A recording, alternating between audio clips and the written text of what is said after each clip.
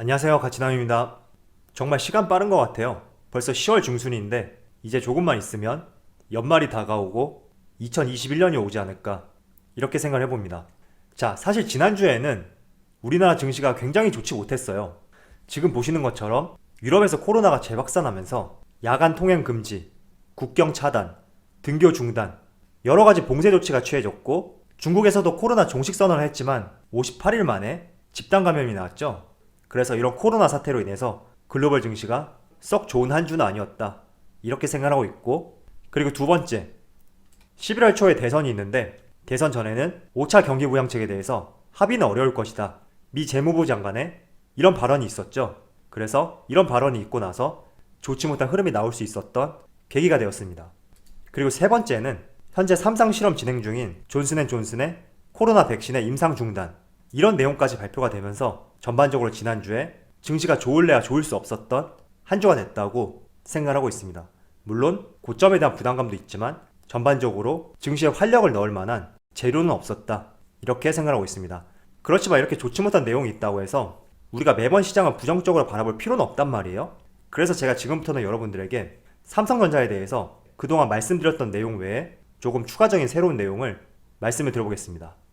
자, 먼저 삼성전자 같은 경우에는 이번에 3분기에 실적도 굉장히 좋았었고 그동안 6만원을 터치하면 다시 5만원대로 흘러내리는 이런 모습이 많이 나왔었는데, 지난주 초까지만 하더라도 6만원 위에서 종가를 형성하고 계속 유지를 하는 모습이 나왔단 말이죠. 그런데 지난주 말에 증시가 좋지 못한 상황을 보였고 그로 인해서 다시 5만원대까지 내려왔다, 이렇게 생각하고 있습니다. 자, 그런데 제가 지난번에도 여러분들에게 말씀드렸지만 이번에 삼성전자가 연말에 특별 배당을 할 가능성이 굉장히 높다, 이런 말씀을 드렸죠. 그리고 지금 내용을 살펴보시면 삼성전자에서 새 주주 환원 정책 발표가 임박했다, 그리고 무디스는 배당 확대를 전망하고 있다, 이런 기사가 발표가 되었습니다. 이게 어떤 말이냐면 삼성전자 같은 경우에는 지난 2017년에 2018년부터 올해까지 주주 환원 정책으로 매년 약 9조 6천억 원의 배당을 지급하겠다, 이런 발표를 하였습니다. 그래서 지난 2019년 같은 경우에는 18년에 비해서 실적이 굉장히 좋지 못했지만 배당을 그대로 유지했고 그 배당이 올해까지도 유지되고 있다, 이렇게 볼 수가 있습니다. 자, 그리고 지난 2017년에 향후 18년부터 20년까지 배당 정책을 발표했던 시점이 17년 10월 말, 즉 3분기 실적 발표와 함께 배당 정책에 대해서 발표를 했거든요. 그래서 올해 같은 경우에는 현재 잠정 실적을 발표를 했지만 실제 사업 부분별 실적은 아직 발표되지 않았단 말이에요. 그 시점이 10월달로 예상을 하고 있고 그 기간에 맞춰서 삼성전자의 향후 배당 정책 그리고 새 주주 환원 정책에 대해서 발표할 가능성이 굉장히 높다, 이렇게 말씀을 드릴 수가 있습니다. 자, 앞선 2017년 같은 경우에는 향후 3년간의 주주 환원 정책에 대해서 발표를 했었죠. 그렇다면 이번에도 1년 단위가 아니라 3년 그 이상이 될 수 있고 이렇게 새 주주 환원 정책에 대해서 발표할 가능성이 높은데 무디스에서는 배당 확대를 전망했다, 이 점을 알 수가 있습니다. 자, 덧붙여서 무디스에서 발표한 내용을 조금 더 살펴보면 지난 2018년부터 2020년까지는 매년 9조 6천억 원의 배당이 지급되었습니다. 그런데 2021년부터는 그 규모가 약 11조 원으로 늘어날 수 있다, 이렇게 발표를 하였거든요. 그래서 연간 9조 6천억 원에서 11조 원이 된다는 말은 약 14% 정도 늘어난 수치이죠. 그래서 우리가 삼성전자의 실적 발표가 끝났다, 여기서 끝낼 것이 아니라 3분기에 본 실적을 발표할 때 새로운 주주 환원 정책에 대해서 기대를 해볼 수 있는 시점이라고 말씀을 드리고, 이 주주 환원 정책에 대해서 조금 더 시장에서 예상했던 것보다 더 긍정적으로 나온다면 그때는 주가는 6만원 이상에서 본격적으로 움직이지 않을까, 저는 이렇게 생각하고 있습니다. 자, 그리고 한 가지 더 말씀을 드릴게요. AI의 반도체, 조금 생소한 내용이죠. 우리가 반도체에 대해서 이해를 할 때는 크게 두 가지 반도체로 알고 있단 말이죠. 첫 번째가 메모리 반도체, 그리고 두 번째가 비메모리 반도체, 이렇게 크게 두 가지로 알고 있는데 AI의 반도체에 대해서는 조금 생소할 수가 있어요. 지금 AI의 반도체는 정부에서 추진 중인 뉴딜 정책 그 중에 하나라고 보시면 되거든요. 정부에서 추진하고 있는 뉴딜 정책은 크게 그린 뉴딜과 디지털 뉴딜로 나뉘죠. 그린 뉴딜 같은 경우에는 제가 여러분들에게 많이 말씀을 드렸어요. 신재생 에너지, 풍력, 태양광, 수소, 이런 분야들이 그린 뉴딜에 포함될 수 있고, 지금 AI 반도체는 정부에서 추진 중인 디지털 뉴딜의 한 부분이 될 수 있다, 이런 말씀을 드릴 수가 있습니다. 자, 그럼 AI 반도체에 대해서 한번 여러분들에게 말씀을 드려볼게요. AI 반도체는 엄밀히 말하면 비메모리 반도체에 속하거든요. 그리고 여기 내용을 살펴보시면 한번 읽어볼게요.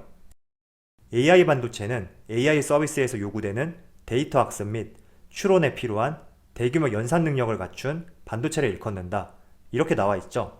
조금 더 제가 부연적으로 여러분들에게 설명을 드리자면 AI 반도체란 말은 말 그대로 AI 연산을 실행하는 데 특화된 시스템 반도체를 말하거든요. 그래서 AI 반도체는 이런 시스템 반도체 분야에서 비교적 새로운 개념이고 데이터를 얼마나 빠르게 학습하고 정확하게 추론하는지 이 부분이 인공지능 서비스에 있어서 중요한 조건이다. 이런 말씀을 드릴 수가 있습니다. 그래서 이 AI 반도체는 결국 자율주행, 사물 인터넷, 스마트 기기 이런 인공지능을 실현하기 위한 핵심이고 최적화된 반도체라는 것을 알 수가 있습니다. 그래서 여기 보시면 정부에서도 AI 반도체를 제2의 D램으로 키우겠다 이런 발표를 했었고 지금 시장을 보시면 2030년에는 무려 1170억 달러까지 시장 규모가 커진다 이런 전망이 있습니다. 현재 2020년 같은 경우에는 184억 달러 하나로 약 200조 정도 시장 규모가 형성이 되어 있는데 향후 10년 뒤에는 5배 이상으로 커질 것이고 그 중심에는 삼성전자가 될 수 있다 이렇게 저는 생각하고 있습니다. 자, 그런데 지금 AI 반도체 같은 경우에는 수많은 글로벌 기업들이 공격적으로 투자를 하고 있거든요. 그 이유 중에 하나가 현재 D램 반도체 같은 경우에는 확실하게 삼성전자, SK하이닉스, 미국의 마이크론 이렇게 3개의 기업이 점유를 하고 있단 말이죠. 그리고 파운드리 같은 경우에는 삼성전자와 TSMC 이렇게 확실하게 점유율을 갖고 있는 기업들이 있단 말이에요. 그런데 AI 반도체 같은 경우에는 확실히 선점하고 있는 기업들이 현재로서는 없기 때문에 우리가 흔히 알고 있는 반도체 기업뿐만 아니라 구글, 아마존, 마이크로소프트 다양한 플랫폼 기업들도 AI 반도체 기술을 연구하고 있고 시장에 뛰어들고 있다 이렇게 볼 수가 있습니다. 그렇지만 인프라가 갖춰져 있는 삼성전자가 본격적으로 뛰어들게 된다면 시장을 선점할 가능성이 굉장히 높다고 저는 생각하고 있고 정부에서도 AI 반도체의 세계 시장을 선점하겠다 그리고 점유율을 20%까지 목표로 하고 있다 이렇게 선언을 했던 만큼 앞으로 우리가 비메모리 반도체 그리고 파운드리, AI 반도체까지 하나의 좋은 재료라고 저는 생각하고 있습니다. 자, 그리고 부연 설명을 한 가지 드리자면 시스템 반도체 같은 경우에는 팹리스와 파운드리로 나뉘거든요. 먼저 파운드리 같은 경우에는 반도체 위탁 생산이라고 보시면 되고 팹리스는 반도체 설계라고 보시면 돼요. 그래서 시스템 반도체 시장은 반도체 공장을 가지고 있지 않은 글로벌 기업들이 직접 반도체를 설계해서 팹리스죠. 직접 반도체를 설계해서 시스템 반도체 공장을 가지고 있는 기업들에게 외주를 맡기거든요. 그 기업들이 삼성전자와 TSMC가 될 수 있다. 이렇게 보는 거죠. 그런 측면에서 봤을 때 AI 반도체가 육성되고 더 시장이 커진다면 팹리스 시장도 당연히 커지겠죠. 그런 측면에서 봤을 때 시스템 반도체 시장은 앞으로 더 커질 수 있다. 이렇게 이어서 생각을 할 수가 있습니다. 자, 현재 삼성전자를 투자하신 분들이라면 59,000원, 6만원, 61,000원 이 가격대에서 굉장히 고민이 많죠. 삼성전자 같은 경우에는 우리와 같이 현 시점에 대해서 고민을 하는 것이 아니라 앞으로 10년 뒤의 플랜들이 다 짜여져 있거든요. 그래서 우리가 삼성전자를 투자할 때 내가 6만원에 매수했는데 지금 주가는 59,700원이네 이런 사소한 걱정보다 조금은 멀리 보고 투자할 수 있는 이런 내용들에 더욱더 집중하면서 투자할 필요가 있지 않을까 저는 이렇게 생각하고 있습니다.